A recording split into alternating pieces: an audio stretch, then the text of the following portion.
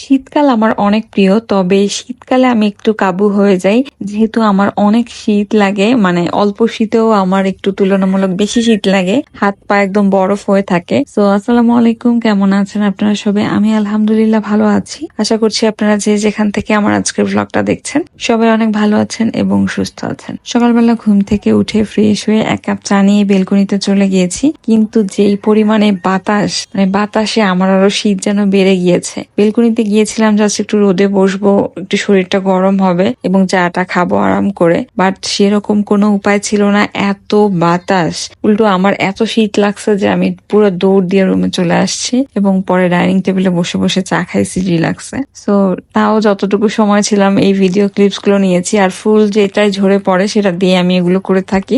আসলে বেলকনিতে গেলে ফুল বা গাছ এগুলোর সাথে একটু সময় না কাটাতে পারলে ভালো লাগে না। ইদানিং একটা অভ্যাস হয়ে গিয়েছে, প্রতিদিনকার ঘুম থেকে উঠে চা নিয়ে বেলকনিতে যাব, গাছগুলো দেখবো, ফুলগুলো দেখবো, কোন ফুলটা ঝরে পড়লো সেটা দেখবো। এগুলো এখন আর না করতে পারলে আসলে খুব একটা ভালো লাগে না। তো যাই হোক না কেন, চাটা খাওয়া শেষ করে পরে হচ্ছে শুয়ে শুয়ে সিরিজ দেখছিলাম আর এই চানাচুরটা খাচ্ছিলাম। এটা আমার হাজবেন্ড আরো 2-3 দিন আগে এনে দিয়েছে, 2 প্যাকেট এনে দিয়েছিল, খাওয়া হয়ে উঠছিল না, তো ভাবলাম এখন একটা খাই। খেয়ে দেখি এটা আসলে অনেক মজা। তো 1 প্যাকেট আমি খেয়েছি আর 1 প্যাকেট আমার হাজবেন্ড আসলে তারপর দুজন একসাথে শেয়ার করে খাবো, তখন আমি একটু বেশি খাবো। যাই হোক, তারপরে হচ্ছে আজকে ইলিশ মাছ ভাজছিলাম, পরে ভাবছিলাম যে একটা ভাজা ইলিশ মাছ খাই, অনেকদিন ভাজা ইলিশ খাই না।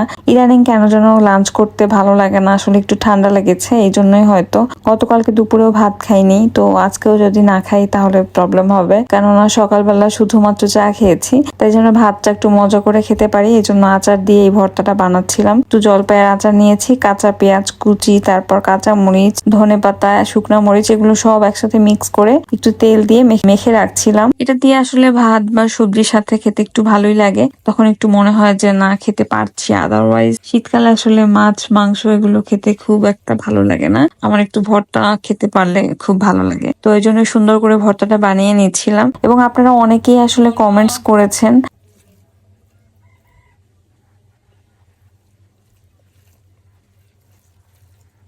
আসলে আমি প্রথমে হচ্ছে ভিডিও এডিট করি ইনশর্ট দিয়ে, কেননা আমি প্রথম এডিটিংটা শিখেছিলাম ইনশর্ট দিয়ে। ইনশর্ট দিয়ে ভিডিওগুলো অ্যাড করি, তারপরে হচ্ছে আমি সেই ভিডিওটা প্রপারলি অ্যাড করার পরে হচ্ছে ক্যাপকাট নিয়ে যাই, সেখানে গিয়ে জাস্ট ভয়েস ওভারটা দেই।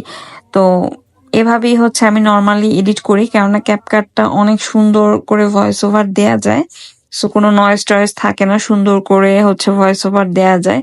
এই জন্য হচ্ছে ক্যাপকাট দিয়ে ভিডিওটা এডিট করি। জানি একটু ঝামেলার, বাট যারা এখনো ভিডিও এডিটিংটা শেখেননি তারা হচ্ছে চাইলে প্রথম থেকেই হচ্ছে ক্যাপকাট থেকেই শিখতে পারেন। আসলে আমি প্রথমে যেহেতু ইনশটে শিখেছি, এই জন্য হচ্ছে আমি ইনশটটা সহজেই ছাড়তে পারছি না। এবং আমার ভালো লাগে ইনশট থেকে হচ্ছে এডিট করে পরে ক্যাপকাটে গিয়ে ভয়েস ওভার দিতে। সো যাই হোক না কেন, আজকে এখানেই বিদায় নিচ্ছি। সবাই ভালো থাকবেন, সুস্থ থাকবেন এবং আমাদের জন্য অবশ্যই দোয়া করবেন এবং কমেন্টস করে জানাতে ভুলবেন না আমার ব্লগগুলো কেমন লাগছে। সো সবাই ভালো থাকবেন, আল্লাহ হাফেজ।